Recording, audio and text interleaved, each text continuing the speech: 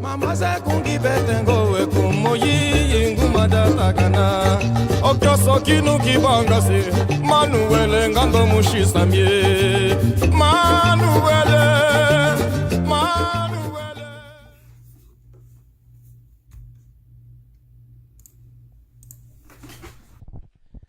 Hello, and welcome to the 23rd episode of the Two Left Feet podcast.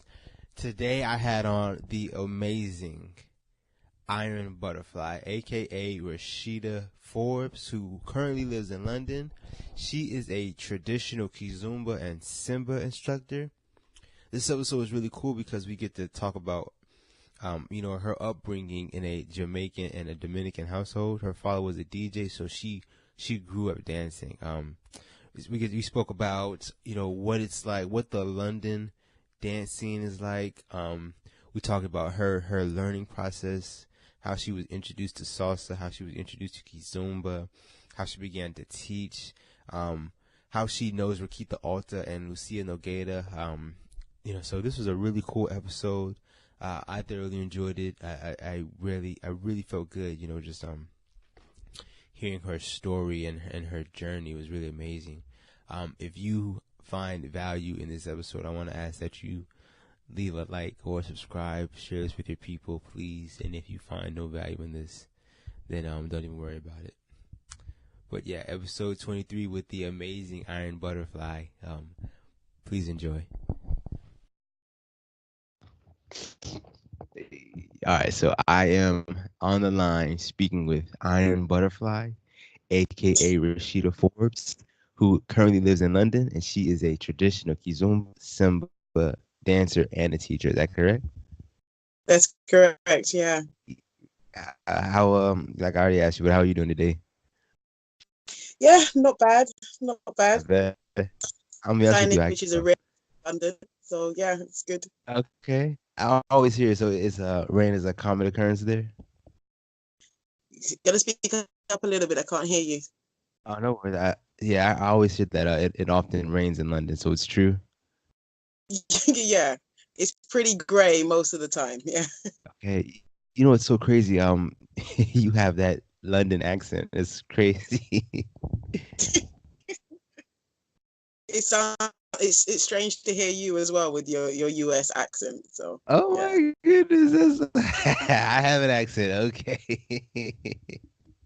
So I wanna ask you, where did you get the name Iron Butterfly from?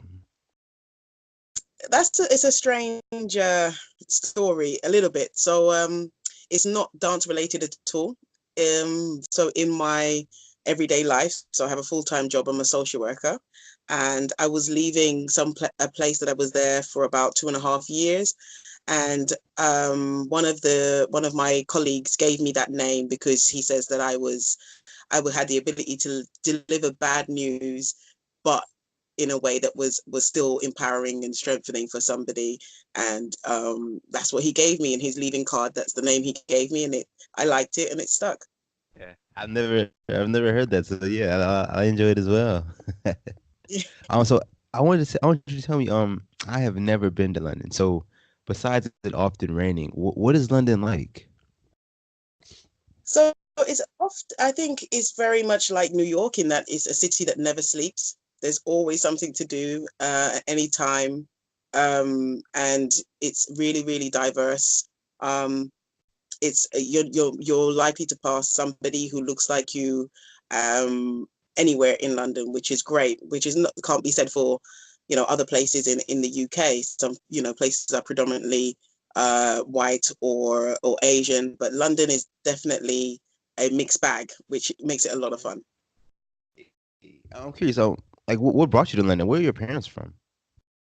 So my mom is from Dominica, so that's the French West Indies, not Dominican Republic. And she came over here when she was about 10. My dad's family are originally from Jamaica. So that's my mixed up heritage, okay. But my grandma's Vietnamese. So it's just, yeah. All right. Wow, that's crazy. So to my understanding, your father was a DJ, is that correct? Yeah. I'm Yeah. curious. My dad actually still is a DJ in his not so much in his prime, but yeah, he still is a DJ. Plays old school reggae, rare groove, lots of sound clash. I'm not sure if you know any of that, but it's like, the underground sounds for Jamaicans that yeah, like to listen to sound clashes. So he still does that every so often. But yeah, grew up with music because of my dad. Yeah. Okay, okay. I'm curious. What was it like growing up in a Jamaican and Dominican household? Yeah, the house was always filled with music. You would go into the living room and you'll hear a lot of, dance hall, reggae, and stuff. And then you'll go into the kitchen with my mom and you'll hear Zouk and calypso and soca.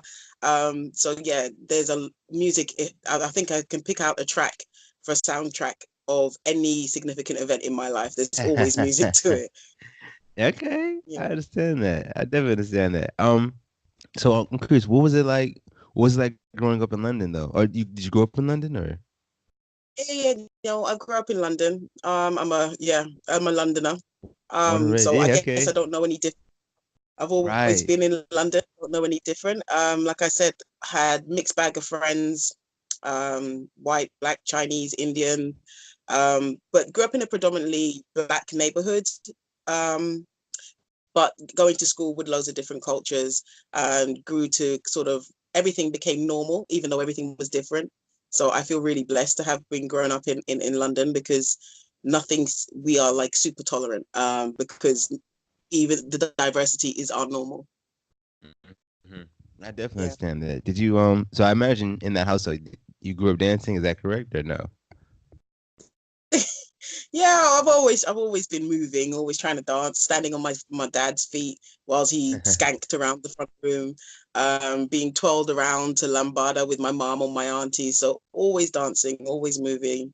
So yeah, movement and dance is definitely something that's really, I don't know who I would be without it. I'm curious, you said lambada. Your mother danced lambada? Yeah, so it's a little bit different to the lambada that you see today. It's very kind of Zouk-ish. But yeah, my auntie was a seamstress, so she used to make these long flowing skirts that used to lift up when you twirled around. So my mom we used to have little dresses, me and my sister, and she used to play the Zouk and the lambada and spin us around so that our dresses would fly around like flowers, and so that those are distinct. Yeah. Okay, I never understand that. So you grew up dancing and everything. Did you did you want to pursue that as like your full time? Like, what did you go to school for? So that is a funny story in and of itself. So I finished a high school, and I signed up to college, and dance was one of my electives. Obviously, I brought it home for my mum to sign and what have you, not looking at it again because she put it back in the envelope, and then going back in September to sign up for college and realizing that the dance was scribbled out of my application form and law was put in, in Oh instead. wow. Oh wow. My mum had yeah, dancing as a career was not in my for my mum. It wasn't at all. She had scribbled it out and put law, and yeah, it was pretty surprised in September when I when I walked in college. But yeah, I don't know. So I know that she thought it was going to be inconsistent. It didn't last long. She wanted something that could have some longevity and all of that sort of stuff. So, you know, in her wisdom, I did what I was supposed to do, but Okay. still on the side, I get to enjoy dancing now. Okay. So I'm curious, did you actually pursue your law degree? No, I didn't pursue a law degree. I ended up doing social work. Okay. So it has aspects of family law in it, and psychology and stuff. So that's what I ended up pursuing as a career. So I've got a degree in social work and also in systemic family therapy. So Okay. I work with people. Yeah. I'm curious, what was I know nothing about London, so what was the London University like?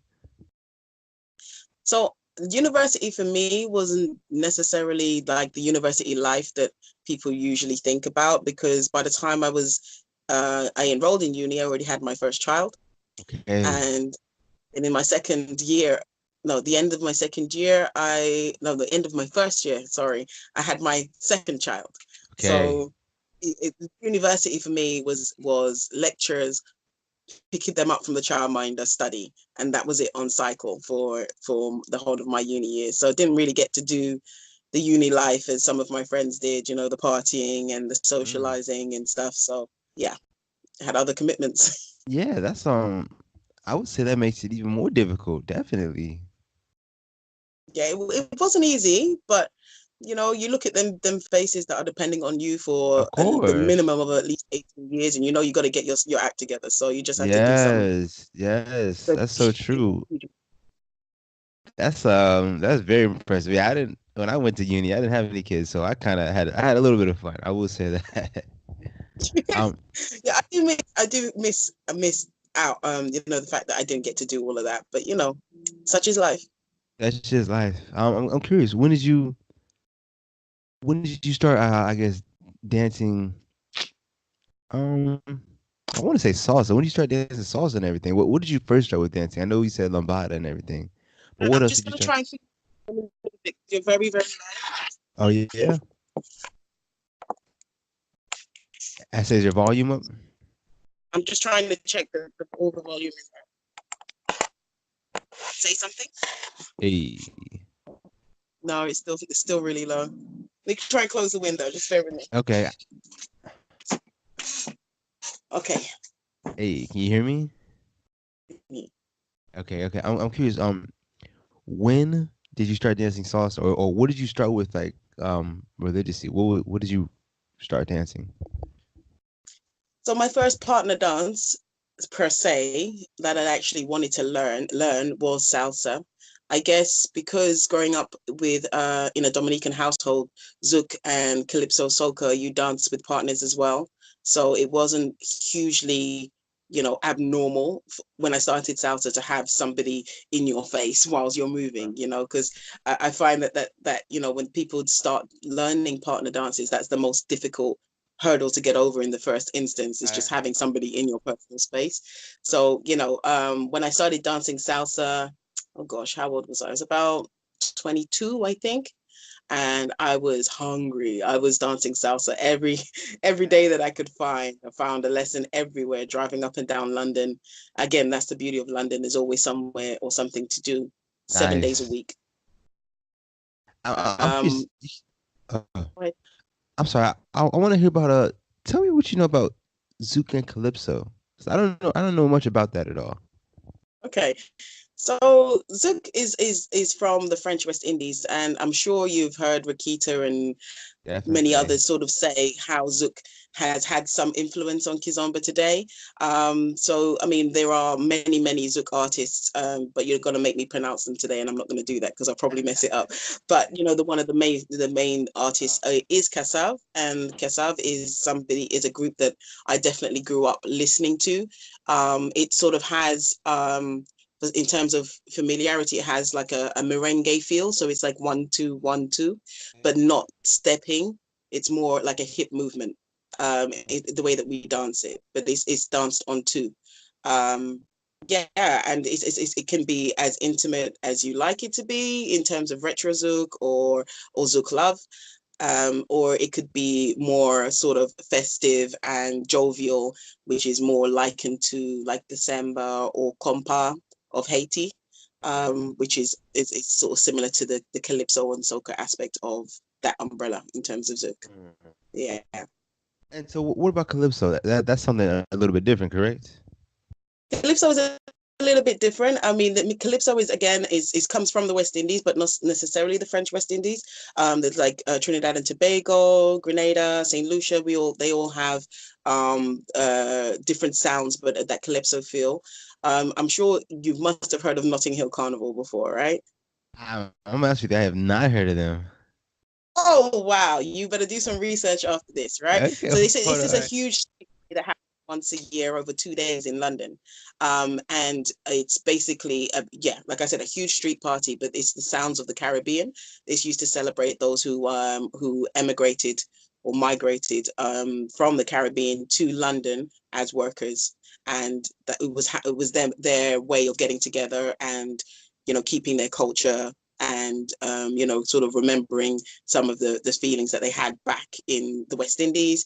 And calypso and soca is the soundtrack to the Notting Hill Carnival, long before other genres now have an influence in the Notting Hill Carnival, because it's sort of expanded. So like all of London and across more than London, all over the world, people come to just celebrate the togetherness of music and people. Okay, that's really cool. I would love to check that out. When is that? When is that held? August. Next time you book your ticket for London, come in August, the end of Okay, August. okay, I definitely check it out. I'm curious. So it sounds like you said. It sounds like London, or you already said, is like essentially a melting pot, right? It's a lot of different people from different cultures, right? Yeah, So yeah. so what is the dance scene like in London then? So in relation to a specific genre or just dancing in general? Yes, in general, what is it like? All I know is the U.S.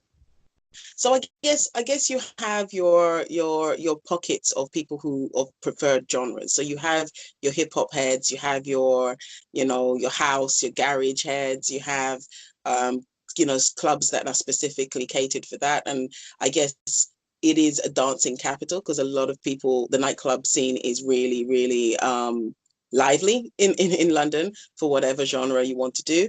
Um yeah, so I used to go clubbing and just used to be a soca head. So I used to go and Okay. just dance soca. And then I found Wu-Tang and I became a hip hop head. And I didn't do anything apart from R&B hip hop for many, many, many years. And the club scene in London was really, really good for that. I mean, there's a bit of a decline now, because I think the trouble that's associated with hip hop, a lot of clubs Oh, don't like hosting those type of events, but we still find little pockets every now and again. of Um, course. have my Jamaican side, so obviously there's the dance hall and reggae stuff that I used to go to, and that's catered for as well in London. Huge Caribbean community, Jamaican community in London. I guess I shifted from what I call the mainstream of some of the genres that I talked about, to like the salsa and kizomba, because I felt a little bit more, um, what's the word, respected, Okay. because sometimes even with soca and with dancehall, I felt like it sometimes diminished the value of the woman in its music and in its dances. But salsa didn't do that. It was like it was uplifting the follower and showing off the follower, and I felt lovely and sexy and valued during learning salsa and kizomba. So that's why it's taken over my life, so to speak. I I definitely understand. I want you to tell me about soca. You keep dropping all these genres of music and everything. Tell me about soca though, please. Soca is, I'm gonna have to send you a few links so that you can reference it. But it's like it's a very upbeat sound. It's a lot about celebration. In Dominica we call it sacafet, so it's just celebrating life. It's a lot of jump up type music, and a lot of sort of gyrating, I suppose, Okay. if you want to be very politically correct. And it's usually done with a man behind the lady and the lady in front, using her assets to Okay. gyrate. I mean, all right. So I think everyone has soca there. We just call it different things, man. Yeah, yeah, yeah, yeah. So I'm curious. So you started dancing salsa at 22. Yeah. How did you find out about Kizomba? So I was dancing salsa for a while, and I was at I think a salsa event once, and they had a very small room. And as I was walking past that room, I heard sounds that were really familiar to me, like, going back to the kitchen, listening to my mom playing Zouk. Exactly. That sounded really, really familiar to me. And I walked in, and like people were stepping with the sort of the structure of salsa, but to the music that was mine, if that makes sense. Hmm. I Yeah, just fell yeah. in love with me. Um, so yeah, I did. The music sounds very similar to what I'm used to, and the steps have the nice fluidity, connectiveness, and skill set that salsa has as well. So I was like, yeah, Yeah. this is me. So, so yeah, if I'm not mistaken, they would dance pasada to like the retro zouk, right? And so that's Yeah, it's that was a difficult learning curve for me per se, because in a Kizomba club, especially in a traditional Kizomba club, and especially many years ago, when they will interchange Zouk with Kizomba, or interchange compa with Kizomba and semba. And to me, because my ear is slightly attuned to the musics of my particular culture, when I hear Zouk or compa for a while, I wanted to dance Zouk or compa, but the Palops were dancing pasada. So it took a while to retrain my muscle memory that I didn't have to Okay. automatically into into Zouk when the Zouk music comes on. But it's I really enjoy the way that they dance Zouk to that, because it's I don't know. I like the connectiveness of Kizomba and their Yeah. interpretation. They dance Kizomba to anything. Yeah, yeah. I'm curious. What was it like learning Kizumba in London? In the beginning, so in the beginning, I struggled a lot because I have, as you can tell, a lot of music genres under my belt. So Right. I was wanting to, step back on my right from the salsa instead of keep walking, or I swung my hips in a way that wasn't kizomba. It wasn't the ginger of kizomba. It was more Right. the of zouk, and it took a lot of retraining my body to be able to dance kizomba the way that I do now. I think what I found most useful in the beginning was just immersing myself in the environment and watching other ladies dance and being flung around the dance floor, not knowing what I was doing. And I am very grateful for a few people who sort of adopted me and took me to palot parties, weddings, christenings, funerals, and just I was like a fish out of water. But I just immersed myself in in the whole Kizomba scene, and slowly that I decided to develop a jinga that more resembled Okay. Kizomba and Samba. But yeah, the struggle was real in the beginning. Now you say people take you to like you said weddings and like parties, palette weddings and parties. You said it right. Now, for me personally, I've only ever seen Kizumba in like I guess like a club or a social dancing. You understand me? So I guess that there's more to it. People don't just dance that in the club. No, no. I mean, I'm sure Ricky and Lucia has talked about Kizomba more than just the genre of music or dance. Kizomba is a culture. It's Kimbundu for party, and whenever there is an ability to get together and connect with music, Kizomba can be played and can be danced. You see, I think I still remember one of my very first Kizomba experiences with probably like a 70-year-old guy. And Okay. he took me up on the dance floor and he had me doing things I didn't even know my body was capable of. And then you see the aunties together and they're dancing as well. And you have, the mother and the son and what have you. So there is, it's not a club thing per se. It's Okay. community, type of experience, which we love so much, so we recreate it in the club. But Okay. the is that in the beginning. Okay.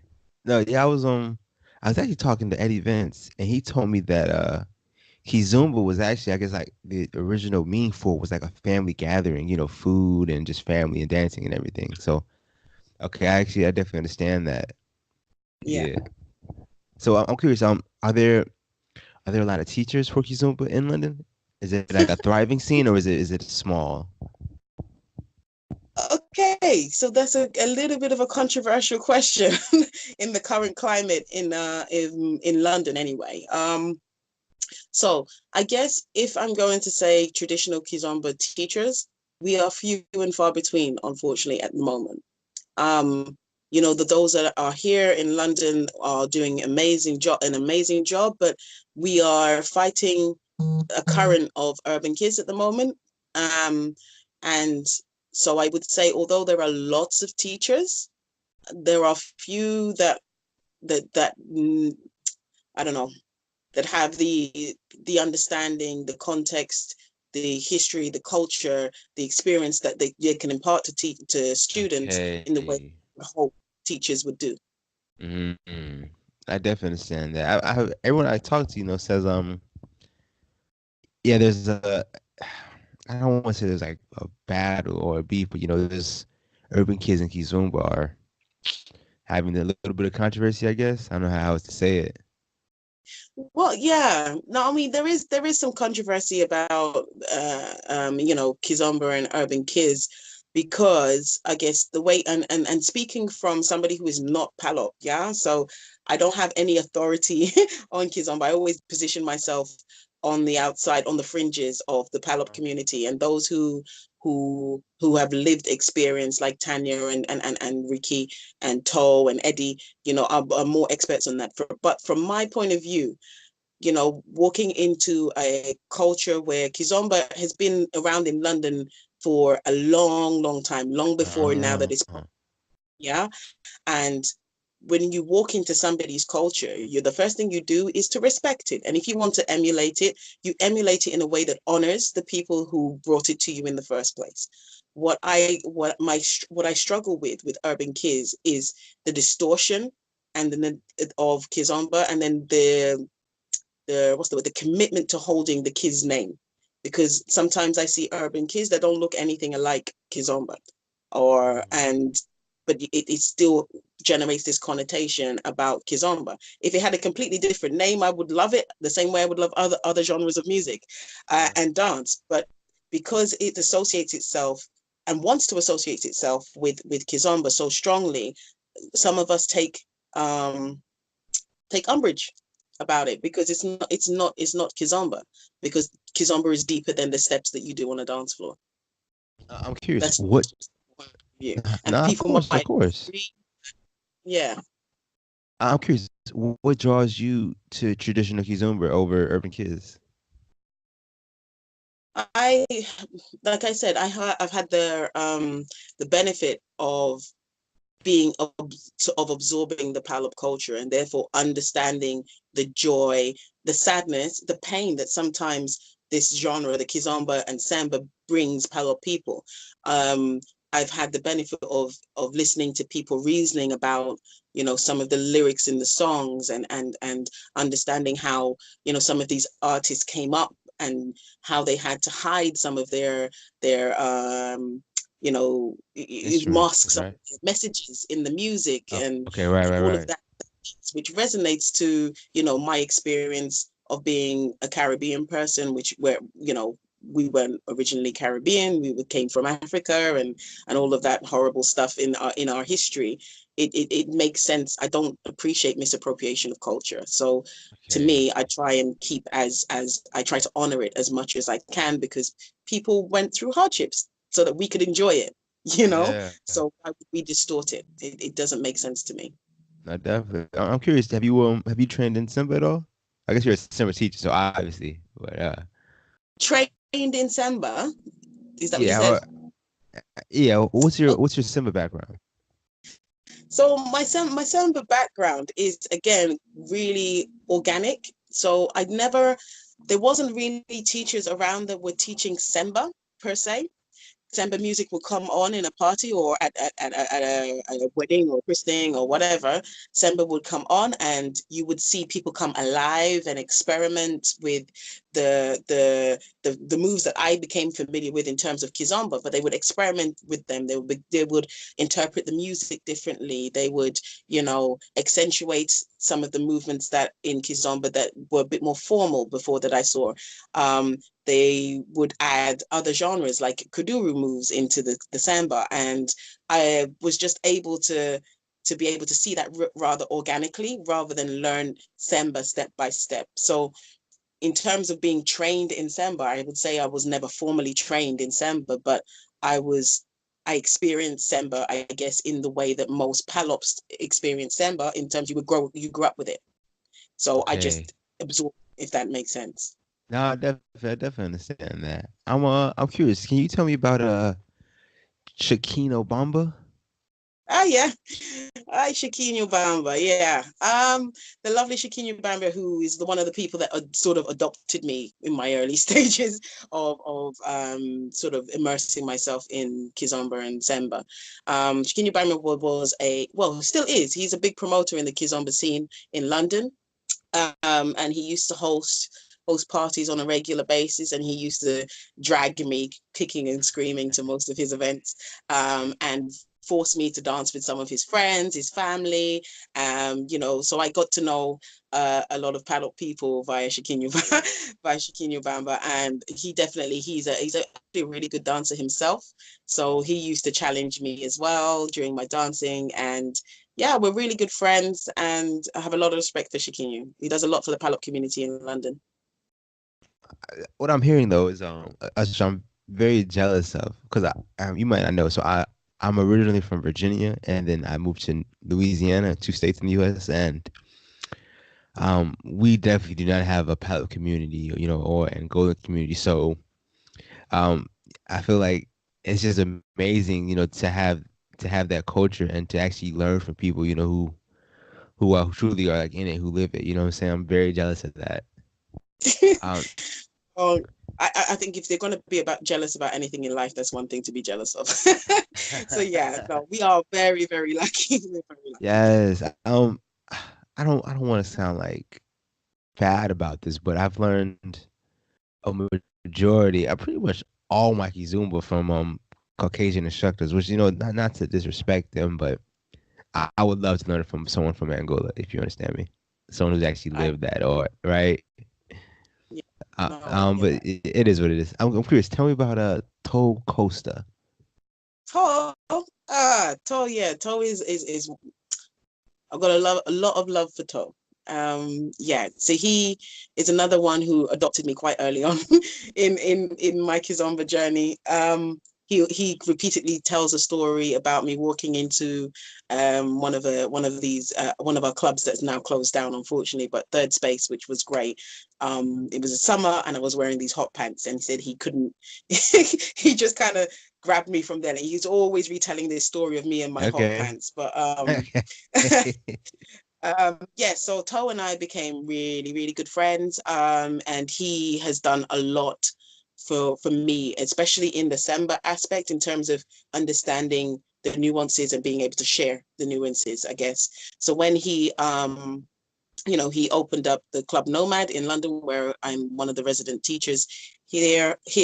I joined him about a year later and just sort of assisted him in class, just being a sponge, just taking in how he broke things down, how the relationship between Masemba and Semba was, other genres like Rabita and other Palop genres as well, like Gumbe or Puita from Santumer.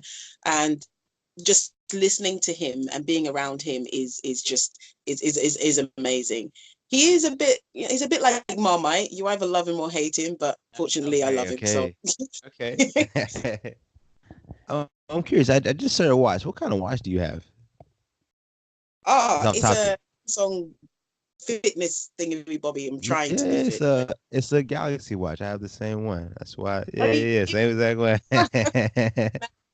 Like that looks very familiar. All right, for sure.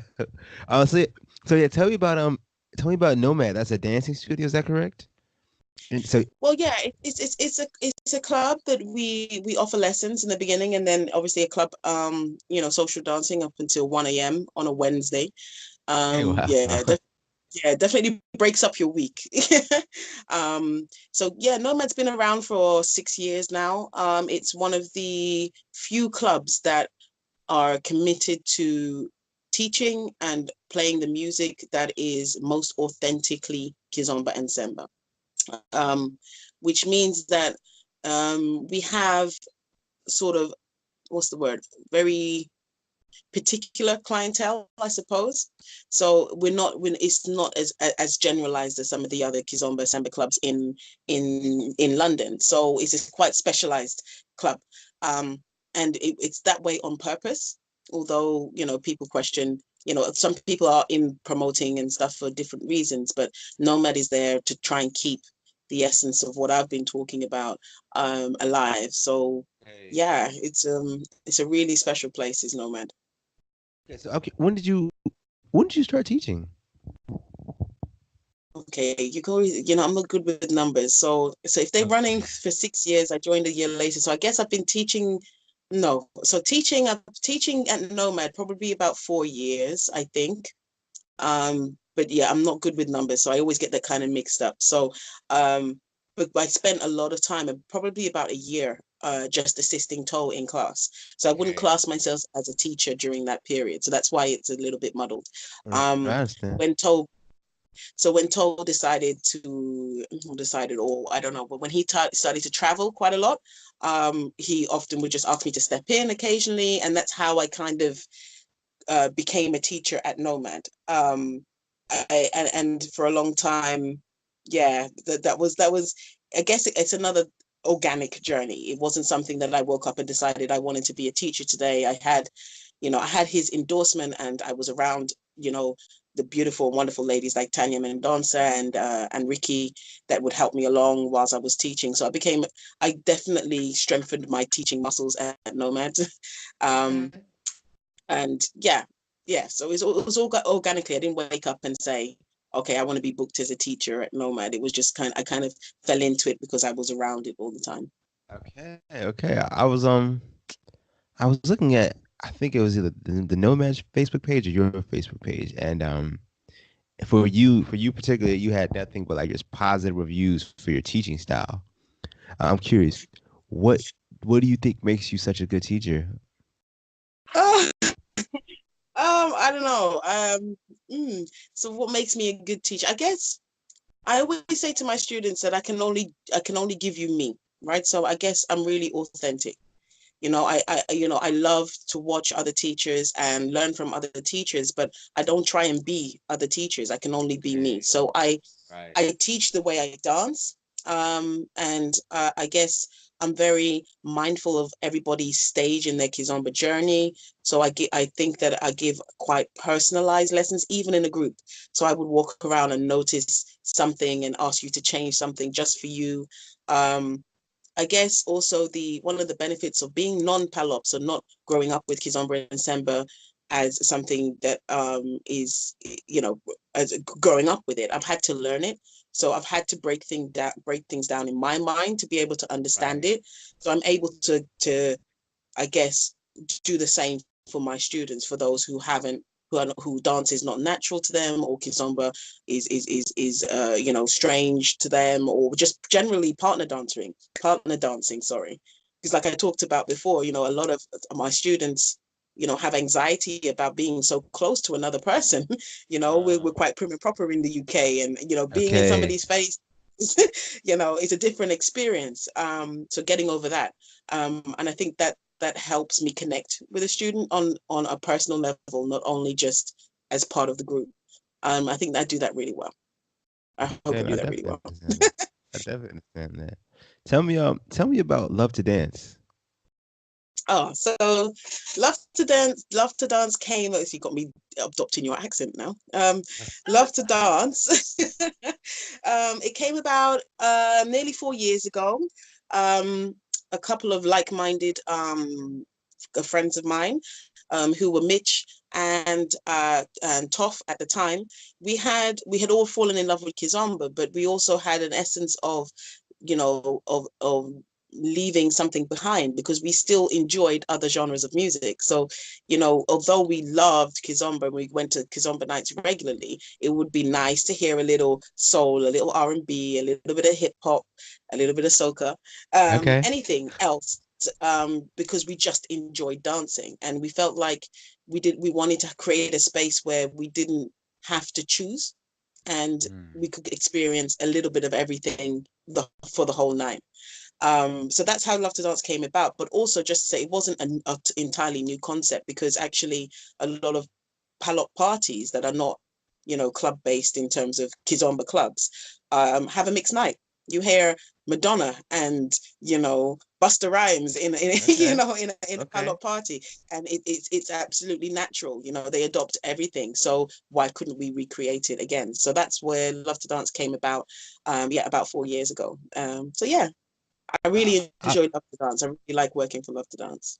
That's really cool, because I love different genres of dance as well. So I don't particularly like it when it's strictly a salsa night, or strictly like a bachata night, or strictly a kizomba night. I would love to be able to dance everything. I enjoy that more, just the variety. So I definitely like that. So yeah, tell me what was it like? What was it like? Well, I guess really, how did you meet Rashida Alta? That's my question. How'd you get the chance to meet her? Oh, Ricky became a teacher at Nomad. She, So she lives in London with you, correct? yeah. She don't live too Exactly. far. Okay, okay, that's Yeah. awesome. So yeah, she was a teacher. She came in after Tanya left Nomad.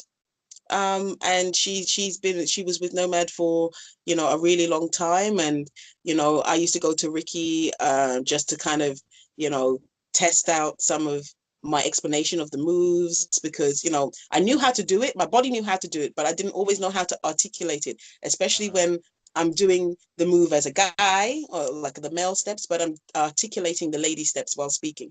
So Ricky could do that in her sleep. So, Okay. she was definitely my sounding board in, developing my own, mantras when I'm teaching, and being able to do that. So Ricky and I became really close during our time at Nomad. And, we have a very similar, I say, a style or an essence about our dance. We definitely dance for joy. Um, Okay. and we're always smiling when we dance. It's like, this is another thing that kind of freaks us out a little bit about urban kids, is that everybody looks so serious when they dance their urban. Yeah. And, Okay. Rick and I are definitely gigglers, and we play about with the music. We play about with our partner. There's a conversation going on in our dance, and I think we connected over that. Was really lucky to do a few workshops about reverse leading with Ricky as well, which was one of the first that we've seen. I know that Lucia was doing it as well for teachers, but we just opened it up generally, because another thing was that sometimes don't always get to dance, because there's lots of the balance in the club is not always right. And what if you really enjoy a song and you want to dance with somebody else? So we taught females how to lead, and we taught males how to follow, which was an amazing experience. Yeah. I talk a lot. I think you're going to be episode 24, and I talk often about as a dancer learning to lead and follow. So it only makes you a better person, a better dancer overall. So that's always a great thing to do. Yeah. Uh, yeah. So since you both lead and follow, is that correct? Yeah. I'm Yeah. I'm Yeah. I'm curious. Which one do you find more difficult? I guess I don't find either of them difficult anymore, in the sense of, when I guess what I find difficult is sometimes is the transition. So if I've been leading for a while, then I Okay. get a little bit clumsy with the following, and vice versa. Um, but I guess in terms of difficulty, it's not that I find either of them difficult anymore, because once you've connected, once you've connected with Kizomba, you realize that it's not about only about technique. It's about feeling, and you know, sort of giving over to the experience. So once you do that, the kizomba kind of comes seeps out of your body. So there's not a need Okay. to be holding it in your mind. It's you're holding it here in your heart. So you don't have to know the steps. So once I've gotten over that in terms of the transition, then everything is fine. Okay. Okay. I understand that. I feel like it sounds like just being in the moment, not anticipating. Absolutely. I definitely Yeah, understand that. I definitely absolutely. understand. Absolutely. In terms of a leader, obviously you have there's a little bit more pressure, because obviously the woman or the follower is a reflection of you, and you are a reflection of the music. So you have to have a relationship with the music first before you ask the follower to do anything. So I guess the pressure is more on leading, um, because you have to, accentuate the moves and the accents of the music. But once you listen to Kizomba and Samba as much as teachers do, and you're around it so much, you know when that break is coming, you know when that riff is coming, and you just throw something nice in there. And I think that's the beauty of Samba and Kizomba for me, is those moments. And I get a little giggle from the lady, and I'm like, yeah, I made it. Yeah. Yeah. I really like what you said earlier. You said the female is a reflection of the lead, and the lead is a reflection of the music. I've never thought about it like that, but it's so true. That's very, very true. I enjoy that. You're right. And I I talk about it a lot in my Semba classes. I think there isn't sometimes there's an overemphasis on the steps, and the technicality of, your foot needs to be at 45 degrees and your body needs, okay, that's just your baseline. Okay, you can start off with the 45 degrees in the beginning, but as you develop as a dancer and you develop your own style, your own jinga, that 45 degrees can go out the window. I always I always say to my students about when I'm talking about rotating steps, that Oh, are you still there? so sorry about that. My daughter just called me Okay, in the middle of the. okay. So sorry. Yeah. So I was saying that although I'm asking you to rotate at this angle, toe can make me rotate almost 360 in like one move. So he throws that rule completely out the window. And when you develop as a dancer, you can devise those things for yourself. So Okay. there's definitely connect with the music first, because the music speaks to you differently as it would speaks to me differently. So my dance, my energy, my lead will be different to you. Yeah, that's so true. So true. I'm curious. Tell me about Jenga. Jenga. What is that? Ginger is just like I guess it's the Palop word, or an essence for swagger or style or energy, or however what makes the move you. So a lot of the time there's a talk about female jinga, which is around the hips and the bum area, and that's where you're accentuating your moves mostly. And I think in terms of the mechanics of dance, of following Kizomba, it's necessary for your jinga to be in your lower half of your body as a follower, because too much up here distorts the lead for the leader. Yeah. Right. So that's where that bunda movement comes from. But your jinga Okay. is just your style, your swagger, what you bring to the table. No, I definitely. Okay, I understand that. I'm curious. What is the male word for that? Do males have Jenga? Same.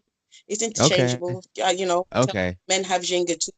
A lot of palop men have a lot of jinga down the lower half of their body as well, which is beautiful for a Okay. lady to watch. Um, Okay. but it's not necessary. Some people have a jinga or a style that's really quite formal and uncompromising in terms of their frame, but that's still jinga, because that's what they bring, their flavor Right. to the. Okay. I'm curious. Tell me about Tadashinya. Is that something that you know of? Like, do you dance that, teach that at all? Yes, Tarashinya. Yeah, Tarashinya. Okay. So, yeah, Tarashinya is obviously, I don't know if it's another genre of Kizomba. I think I don't see it as something that's separate to Kizomba. It's something that you include within your dance. Right. Obviously, so there's Tarashinya music, or music that you usually dance Tarashinya to, which is the far more intimate, I suppose, on the spectrum of Kizomba. And I generally don't dance Tarashinya with anybody, Of course. Of course. just because of the intimacy and the energy that you give and receive in a dance where you're so close is, Yeah. you have to be quite mindful of that for yourself. So I'm a bit picky when it comes to the Tarashinya. I That's understand. not to say that I don't enjoy it.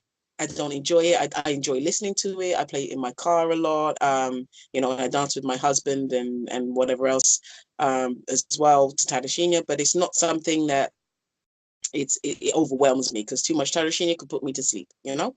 However, however, it's really important especially for a lady, to understand the feel of Tarashinya, because um, it helps with your body movement, it helps with your weight shifting, it helps um, accentuates the slower parts in songs. Even in semba, we use the same Tarashinya timing in semba, or son timing. I don't know Right. if Right. you're a salsa, Okay. Yeah. if you dance, if you understand. So Tarashinya sort of, the timing is sort of the same as son timing in salsa. But when you get deep, deep, deep Tarashina, that's just us, you're scrubbing, you're rubbing up, you're doing your thing in the corner, you know. Yeah. Back in the day, my mom would say that they were scrubbing down wallpaper. So that's, um, but yeah, I definitely use the timing of Tarashina, and in my teaching, in terms of breaking up, listening to, dancing to different points of the song, picking out different instruments which may fit better with the Tadashinya timing within the song. Mm. Also acknowledging that, ladies don't want to look like they've just been in a swimming pool after they're dancing. So sometimes slowing it down is nice. Yeah. Yeah, of Take a course. breath. And for body movement for ladies as well. So yeah, it's part of Kizomba, but for me, it's not something that excites me too much. I understand. So I'm curious. You say you dance with your husband. Is he a good dancer? How is he? He's an amazing dancer. He's an amazing Okay, dancer. We awesome. we we in the club actually. So Okay. That's 7 awesome. years later together. So it's That's awesome. Kizomba brings people together. Hey, that's awesome. I'm curious. Do you know how he got involved with Kizumba? So he is Palop. He's from Santomé. So he Okay. grew up with That's Kizomba. awesome. That's awesome. Ah, you're so lucky. That's so amazing. so, so I want to ask you this then. So you're a teacher. Okay, can you tell me why is it important to understand and know the culture and the roots of a particular dance? I think I think that it's something that can be generalized to why is it important to understand the culture of the person you're sitting next to on the train. It's not something that is particular or isolated to dance in general. It's just about, if you understand your neighbor, you get on better. And Okay. if in Kizomba, 80% of Kizomba is connection. If we're asking you to connect with a person, the least you can do is connect with what you're supposed to be dancing with. um the connection to Kizomba for Palop people, is really powerful. And you may not know that you're being disrespectful if you don't take the time to understand, the meaning behind certain things. And I'm not fluent in Portuguese, but I can pick out bits and bobs that lets me know that, although the rhythm seems to be upbeat, this is a song that's talking about, the sorrow and the loss from the Civil War. And, it's not something that I'm going to be smiling and bouncing around like it's happy days when I'm dancing this song. And those things, are important for they it's respected and appreciated amongst the Palops. And remember that, this is a Palop Okay. dance. I definitely understand that. It yeah, it's just important. I definitely understand that. I'm curious. What are some lessons that you've learned from dance that you're able to translate to your everyday life? um so yeah, there's a lot of transferable lessons that you get from dance. I guess one of the things that I learned from dance is about everybody being on their own journey, and even though you may be, you know, further along or just starting or what have you, people come to dance or come and want to dance for their own reasons. And and it's the same way in life, that you form relationships for different reasons. You have, in life. So I guess understanding that people also are you. This is one of your faces that you bring to dance, and that you're multifaceted, and that, at one point I was teaching a brain surgeon. God only knew that I was teaching a brain surgeon, and I very much turn into my mum sometimes. I get very, no, your other left, you know, and not realizing, what, being a brain surgeon, all that connotations that brings outside of the dance world. I would have been very respectful, very humble, very, and it just like, there's so many stories. People come with so much, people are so wonderful, and dance just brings everybody together and on that same platform. And I guess in my life, what that has taught me is that it doesn't really matter whether you're a brain surgeon or not. What I have is just as valuable as what you have, depending on the context that we're in. So it's definitely allowed me to be very, appreciative of myself and appreciative of others. Okay, I definitely understand that. Are you a full-time teacher right now, or do you have a day job? I'm just curious. No, no, no, no, no, no. Raising three kids in a family, Kizomba can't, give the quality of life to my Okay. family that I would want. But I also, Kizomba is my joy. It's something that I do to manage my own stress. It's something that I do to Mm. make me happy. It's something, and if I, it's nice to have a balance. It's a yin and yang situation. And then I'm a Libra. Everything is about balance. So, I go For and I sure. golf every day at work or whatever it is. And then I go in the evening and teach Kizomba, and it lightens my load to be able to go off and do what I need Okay. to do on a day-to-day basis. If I could, maybe once the other they go off to university and start looking after mummy, then maybe I might be a full-time teacher. But for now, Hey, no, it's hey. definitely something that I'm really blessed and lucky to have. But yeah. I definitely understand that. I'm curious. What advice could you give to beginners who feel like they're stuck in a rut, like in a beginner's rut? I would say be patient with yourself. Yeah, the struggle is real. You heard it from me. It took me ages to get rid of some of the things that my body was used to doing that weren't conducive to Kizomba and Semba.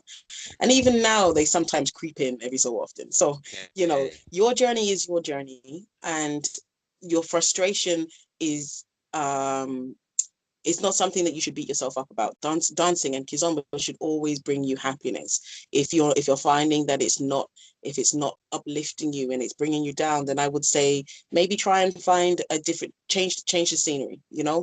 Try a different Mhm. class. Um, Maybe stop doing classes for a while. Maybe just go to the club part and just immerse yourself in the culture and immerse yourself in the environment. Watch other people move. Go home, listen to music.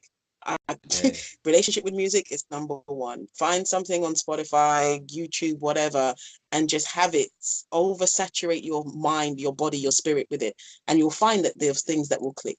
Um, yeah, but like in life, we don't click with everybody that we meet. You may not click with your particular instructor, or click with the particular people that you're doing classes with. So a change of scenery is always good. I mean, even though I have some lifers with me that have I call them lifers that always come to my classes and my events. I always encourage them to go and check out other places. There's always something that somebody else can offer, or just break it down differently. So you just Yeah. maybe just need to have another conversation. Okay. Okay. I definitely understand that. I'm curious on the next level. What does it take for an intermediate to get to that advanced level? Hmm. I really struggle with those kind of sort of, I don't know what's the word, categories, advanced and beginners, and I, I don't know. There isn't. Why do you need to classify where you are? You now able to do moves far more easily than you were yesterday. So what, you're an intermediate dancer now. Okay, Mm. so now you can put a little swagger or a little jingle or do something that you saw Rico do, and what, now you're an advanced dancer. I don't know. To me, it doesn't sit well. It's just who where you are in your Kizomba journey. It's if you want to have those categories and stuff like that, then I think that you're in it for not always the right reasons. Do it Mm. for the love of it. Do it. Find a partner that you can experiment with. Rebuild relationships in Kizomba that are not only dance related. So have a few conversations. Ask a lady, can I try this out with you? Smile when you mess it up. All All of that right. sort of stuff. And you would find that you are feeling advanced, if that makes sense. But I don't think that there is a categories of advanced or intermediates or per se. I mean, you start your Kizomba journey, you learn the foundations, and all of the lovely, beautiful moves that you see that you're like, wow, they're all based on the foundations. So it's not don't over what's the word don't undersimplify or over the moves about being advanced dancer or not, because it's a pressures we don't need. We have enough pressures in life. Why would you Sure do that to enough. yourself? Sure enough. No, you're right about that. You're right. I'm curious. When I said the word musicality, what does that mean to you? So for me, musicality is again a little bit of what I said before about your relationship with the music. um So musicality to me is, knowing or listening to when, certain instruments are removed from a certain bar and adjusting my dance to complement that. So somebody who I say or may lack some musicality is somebody who tries to race with the music the whole way through. Yeah. So there's no rise, no fall, there's no dynamics to their dance. Somebody with musicality, either because they know the song or they have experienced the music so much that they can anticipate when the breaks are coming, that they then make that translate to their dance. So musicality is about listening to music, adapting your dance to it. Don't race. I know that semba is can be upbeat. It can be pretty slow as well, but it doesn't mean that you have to dance on every beat of the bar. Slow down, breathe Right. it in. Yeah. So that, to me, that's what musicality is. So, and also there is in semba, a lot of times people teach semba or they dance semba starting on the one. I'm getting technical now, but it's a bit like on two dancing in salsa. Hmm. Have you heard about Have you heard of on two before? Definitely two different, Uh, on one, on two, LA style, New York style, mambo. yeah, all of that sort of stuff. But that is in terms of, I guess, maybe advanced and musicality is maybe dancing, starting your dance on the second beat rather than dancing on the first as well, which is something that I teach in my semba class. I think for me, semba is the mother of kizomba. So if you can dance semba well, your kizomba is flying. Uh-huh. Yeah, Um, I yeah. when I first started, I started with Simba. I started taking Simba privates, and it's just my teacher. She said at the time, we'll start with the mother. If you can get Simba down, then Kizumba, that won't be a problem. So I was She's a very good one. fortunate. Yeah, yeah. I was very fortunate for her. Her name's Tanya Fisk. She's in Virginia. That's a shout out. She's amazing. I love her. I'm having her on the show actually. Um, I'm curious. What is one tip that you can give to someone to make them a better dancer immediately? Immediately. Wow.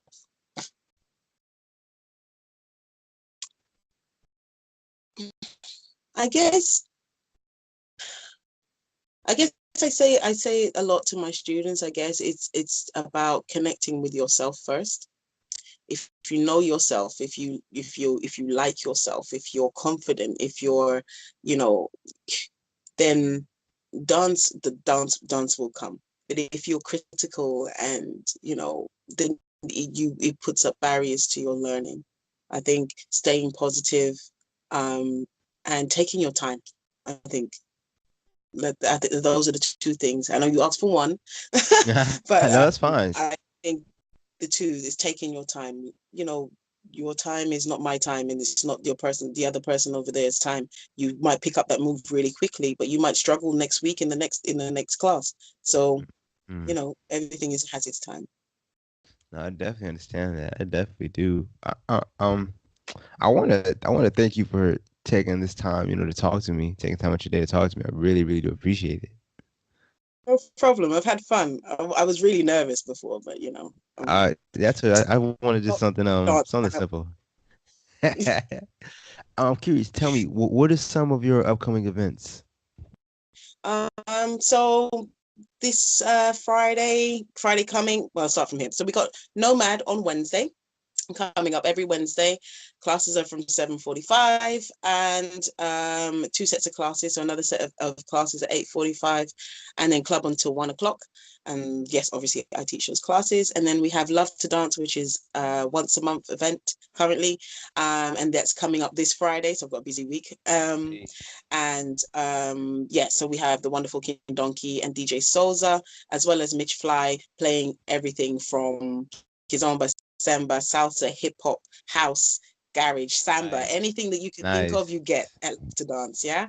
That's awesome. And then I'm really blessed to be part of a concert that's bringing Tito Paris over to London, which is happening next Sunday, and it's going to be amazing. It just really, really, I'm so excited. I can't wait. Hey, hold on. So wait, let's plug that. You said next Sunday, which is the 31st, so March 31st. Yeah. Okay, Yeah. and you said Tito Paris. I mean, I don't really know Tito Paris, but if you give him high praise, I definitely believe it. He's one of Kizomba godfathers. So he's originally from Cape Verde.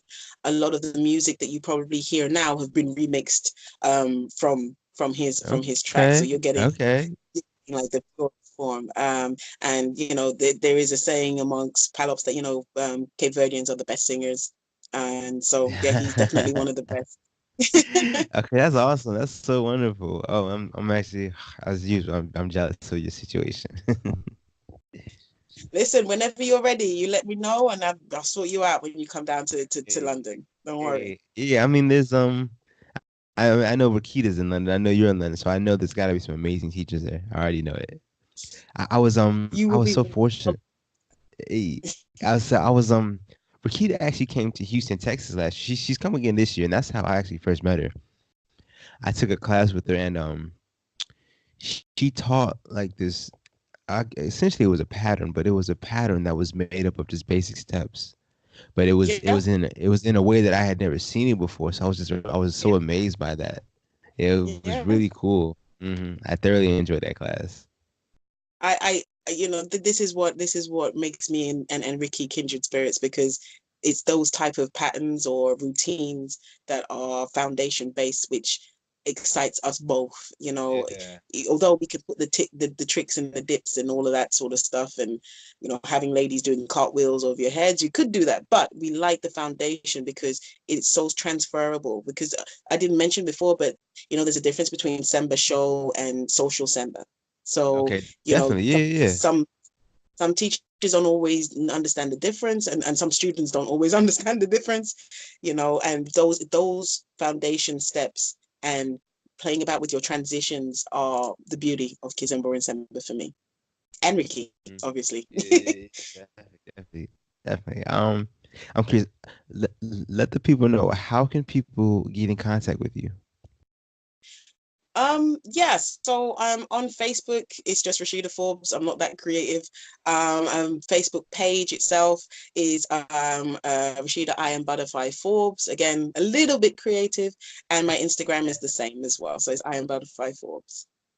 Okay, that's awesome. That's wonderful. Like I said, I really, really do appreciate you talking to me today. I can tell that you're truly passionate about, everything you're teaching right now. Yeah, I am. That's so wonderful. Like I said, thank you so much. Thank you for have a, having me. oh, of course, of course. I'm so glad you came on. I'm very glad you did it. I'm so glad. So yeah, yeah, thank you so much. I'm say I'm sorry have for a wonderful the day. early start or end as well. So Oh no, no, it's all thank you for good. accommodating me. No, man, I messed up on my part. You know what I'm saying? So I appreciate you being just so kind and everything. So I really appreciate that. Thank you so much. No problem. No Hey, problem. so yeah, Thank you. enjoy the rest of your day. All right. And you. And you. Hey, Take care. take it easy.